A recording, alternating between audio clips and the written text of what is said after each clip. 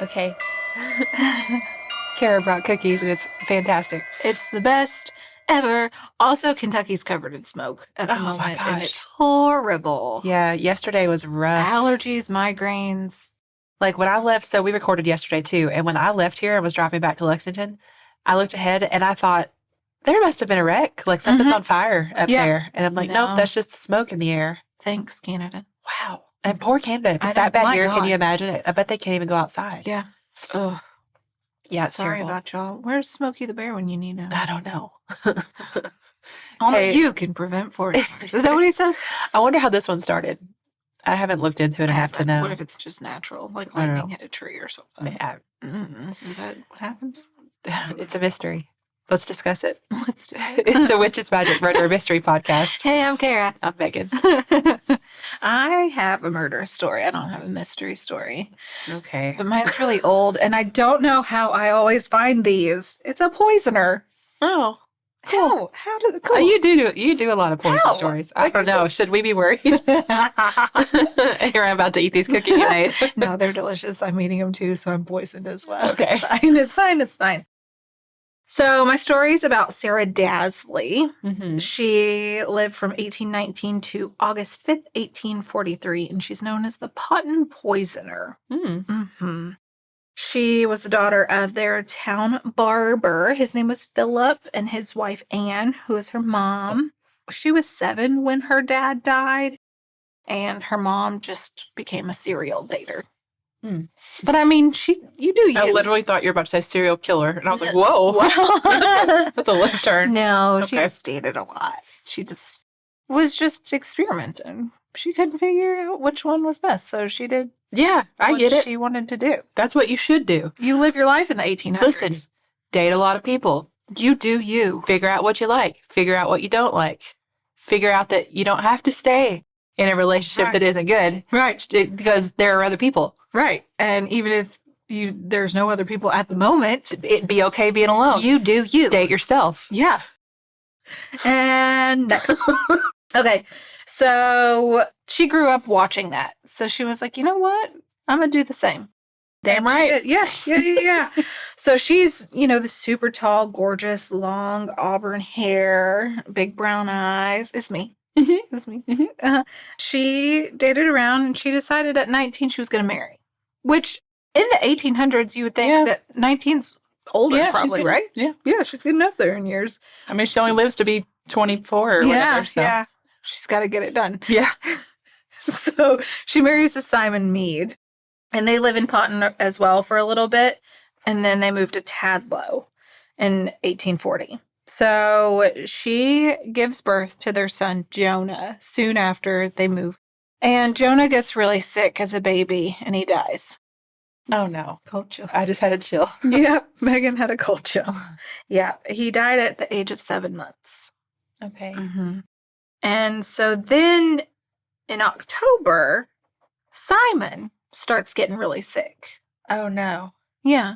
And she's like, her baby? Yeah. Oh, no. Yeah. Oh, Sarah. Yeah, so Simon starts getting really sick. And he passes. Mm-hmm. Mm-hmm. Yeah. So then Sarah, grieving Sarah, mourning the loss of her son and husband, Sarah finds a William Dazley, 1841. Okay. Her last husband fell ill in October of 1840. Oh, so she moved right along. Real quick. But also in those days, maybe you had to. Yeah, that's true. Just to I mean, I don't know if she could work or make money or, Yeah.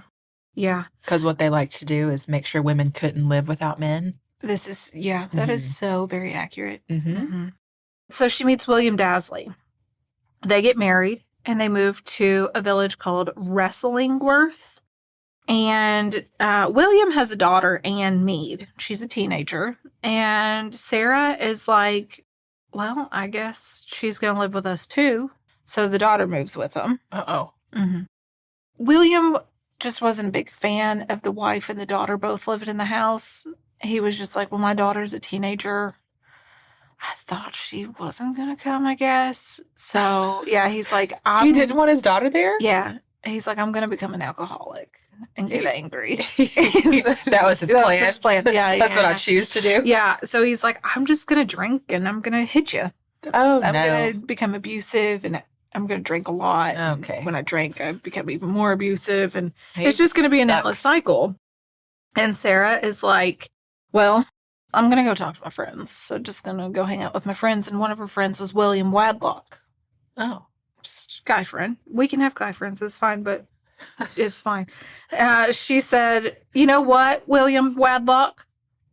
William Wadlock. It's just a funny name. I'm going to kill a man if he ever hits me. Oh. And he's like, that's weird. Okay, sure. You do you. You stand up for yourself. Yeah. If that's what you got to do, you do it. Had the other William already started hitting her? Yep, he sure had. So then Sarah starts weaving a web, and she starts telling her neighbors, look, he's drunk again. Oh. Look, I've got this bruise from him from when he was drinking the other night. Can you believe he's doing this again? Was he really drunk? Look at him being drunk. Yeah, or was drunk. she poisoning him? No, he would drink and get angry, but she started weaving that web. Mm-hmm. And so... setting up her alibi or whatever. So William Dazley, her husband, gets sick. And the daughter, Anne, is still living with them. And she's like, well, I'm going to take care of my dad. And Sarah's like, well, sure, me too. Gosh. Samesies. Wow, we're going to do so good for him. Yeah. And so the local doctor, Dr. Sandell, gives him a prescription. And he starts to recover. And Sarah's like, well, I don't really trust this prescription. I don't like that it's making you feel better. We should really fix it. Yeah. So she goes to a friend of hers, Mrs. Carver, and she's like, look, I just don't know. Like, I'm concerned about his health, and I don't think the doctor's telling us everything. Like, I just feel like he needs a little more. Like, he just needs more medication, probably some herbs and stuff, like things that I can make, maybe. Oh, geez. But I don't know. Maybe I'll just go talk to the doctor, she's telling her friend. She's like, maybe they'll give me a different prescription. Oh. Yeah. So Miss Carver was like, well, I mean, I saw her throw out some pills, but I thought that maybe those were the old pills and that she had gotten a new prescription. Yeah. And she was just like, maybe she just exchanged them for that, and she just didn't want to give him the old ones or didn't want to have the old ones in the house in case they were mistaken for that or whatever. Okay. So then Sarah was like, oh, yeah, no, it's fine. Like, I just, like I said before, I wasn't happy with those, so that's why I tossed them. And it all makes sense. I've set it all up perfectly. Yeah, she was like, but I didn't get these pills from that doctor. I got them from a local herbalist. Oh. Yeah, her friend was like, that's weird. Okay. It's a little too convoluted. Yeah, Sarah made those pills herself. I figured that. Yeah. And then she gave them to her husband. Oh. And he refused to take them. He was like, these don't look like my normal pills, so I don't want them. See, he must have had some sort of inkling, though, of something being wrong, right? Yeah. Because otherwise he would just be like, I'll take whatever medicine you say if you say this will make me feel better. Yeah. No. So then Anne, his daughter, is like, Daddy, you're being silly. Oh. She's giving you medicine. Take it. And he's like, no, babe, I'm not taking that. And she takes one. Oh, no. And he's like, well, fine, I'll take one too. She gets sick. They start puking. They have really bad, sharp stomach pains. And then William, her husband, pukes in the yard. And this is really gross, but it needs to be noted. One of the family pigs ate it. Oh. Uh-huh. And guess what happened to the family? Did it really need to be noted, Kara? The family pig dies from it. Oh, I hate it. I hate it so much, but the pig died. Oh, man. Okay, so even though that happened, she somehow, like, I don't know how, like, convinced him to continue to take them. Even though he threw up in the yard, even though Anne got sick. But Anne's not dead. She lived. Right, yeah. He didn't see the connection? Right. And Anne didn't either. She was like, no, actually, don't take these. The pig just died from eating. She had told her husband that those pills were from the doctor. Uh-huh. She didn't tell him that they were the herbalist. Yeah. So the doctor thinks she was weaving all the webs. I mean, the husband thinks the doctor's trying to poison. Yeah. I guess so. So then, obviously, he's being poisoned, so he starts getting worse. Mm-hmm. And he's weaker. And and he dies October 30th. And the doctor said, well, it was a natural death. He died of a natural death. I had given him medicine. He started to get better, but then got worse and he died. So And clearly, it gradually happened? Yep. Oh. Yeah, so clearly this is something that was just something his body couldn't overcome. We're sorry. Oh. Yeah. Okay. Yeah. And then she decided she wanted to date her friend William Whitlock. Oh. Mm-hmm. Oh, so earlier when we were like, you can have guy friends. Not this one. Yeah. Yeah. But he was just like, I don't know that I'm comfortable with this. Because I remember you like trashing him. And like my friends are telling me that this isn't okay.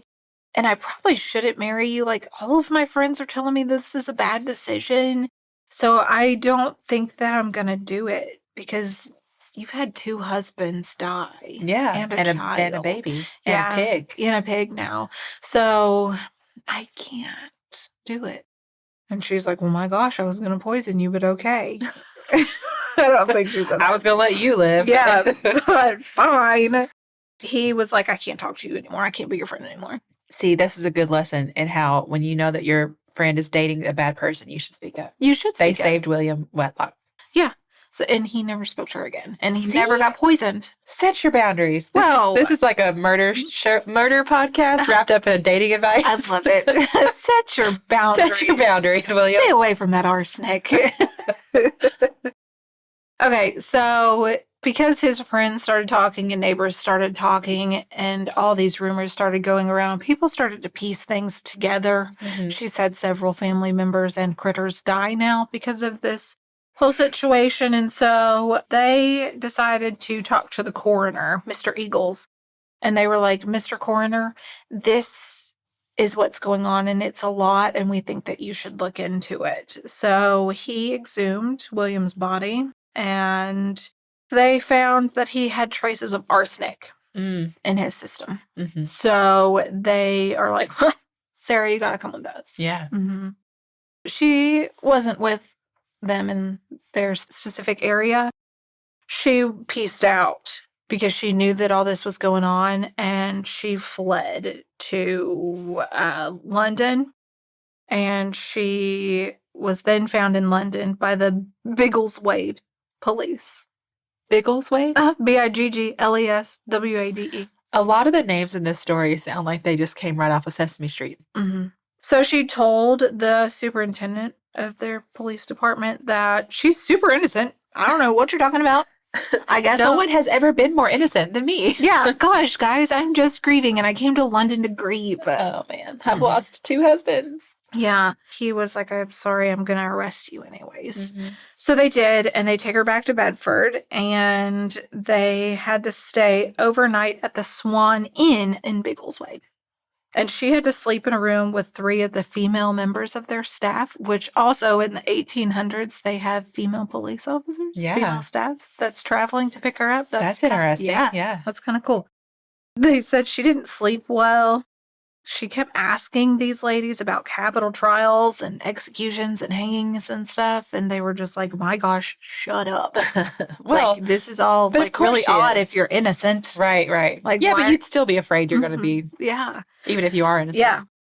Once news of her latest husband's death got around, they were like, we probably should exhume her previous husband and the child's bodies as well and test them too. And they did find traces of arsenic. So, yeah. So she was committed March 24th, 1843, and she was waiting for her trial. Okay. She created such a defense that William poisoned himself or that her previous husband poisoned the baby and then poisoned himself as like an attempted like homicide suicide type situation. I just happened to marry people who like to play with arsenic. Yeah. It's my kink. Mm-hmm. Yeah. What? So then she was like, okay, well, wait. My latest husband poisoned the baby and the husband before that because he was jealous. Oh, no. So then he was poisoned too in order to kill himself. for killing them. I mean, and they're like, it's not a bad story. wow. Honestly, she's a terrible person, but like, I don't know. She put that together. Yep. So July 22nd, 1843, she's tried for the murder of William Dazley.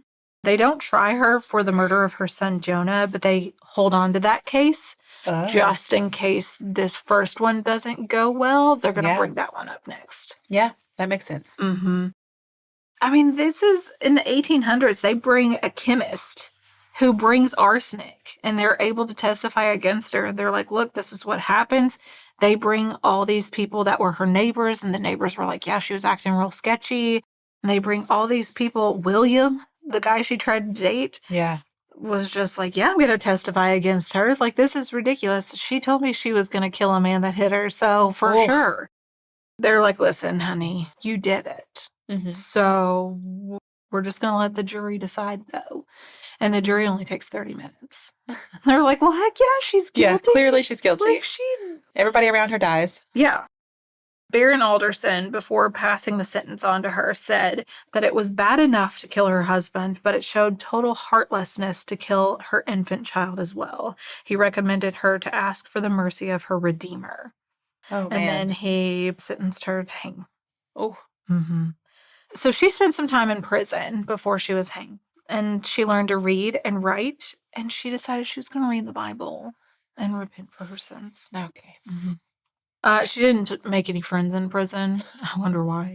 But they probably also did not let her work in the food hall of prison. Yeah. But yeah, she kept her own company, and she always said that she was innocent. Oh, come on. Even after Sarah. Even after all that time by herself, anytime somebody would ask her about it, she'd be like, no, I'm innocent. I am innocent. I do not understand. Yep. Once you're caught, like, why keep lying? Yeah. Like, what? You know how back then they would be like, well, we want to make a recommendation for her not to be hanged because we, believe that they've repented or whatever. Not her. No one did that. Nobody cared. No. Everybody's like, let her go. Nobody cared. Yeah. Sarah's execution was set for Saturday, 5th of August. And there were about 7,000 to 12,000 people there to watch. Oh, wow. That's wild. That's a lot of people. It is a lot of people. Yeah. So they took her to the gallows. She was taken from her prison cell around 10 o'clock. The sheriff took her. They were just like, okay, well, here we go. Lord, have mercy on your soul. And she says, Lord, have mercy on my soul. And she's gone. They said she dropped 18 inches and her body became still after a few seconds. But they did leave her on the rope for an hour before they took her down. So 12,000 people. This is where True Crime Podcast started. Yeah. Mm-hmm. I'm sure where everybody around town had already been talking about her being a poisoner. Yeah. I'm sure it was like everybody wanted to know. Whatever a media sensation could be in the 1840s. Well, and they also said that Sarah's was the first execution at Bedford since 1833, and she was the only woman to be publicly hanged there. Oh. So they probably were. Yeah. On top of her killing 3 people. And right. Yeah, one of them being her own baby. I know. So people were probably like, this is the first woman. She's a serial killer. She's a murderer. Yeah. And she would have kept murdering. Yeah. I'm sure William Wadlow would have ended up dead if she had, if his friends hadn't stepped in and done the right thing. Right. Keep an eye on your friends, okay? Absolutely. Yeah. Okay. Yeah, well, that's my story. I like these old-timey ones, I know, as we all know. I think I say that every time. Yeah, I'm a big fan of hearing about all the historical ways that they did stuff. But the fact that they brought, an arsenic investigator, somebody that knew, a chemist. They knew about this stuff. Yeah. And they brought him to testify against her. Yeah, that's so cool. Thank you for telling that story. Yeah, you're welcome. There's going to be an episode that comes out on July 4th. Mm-hmm. But then it's a really good one. It's such a good one. It's ridiculous. And then we're going to take a week off. So you'll miss a Friday and a Tuesday, but then we'll be back the next Friday. So just so you guys know, we just want to give y'all a heads up that we'll be MIA for a week. Don't be worried. We'll be back. Yeah. Okay, we love you so much. Goodbye. Goodbye.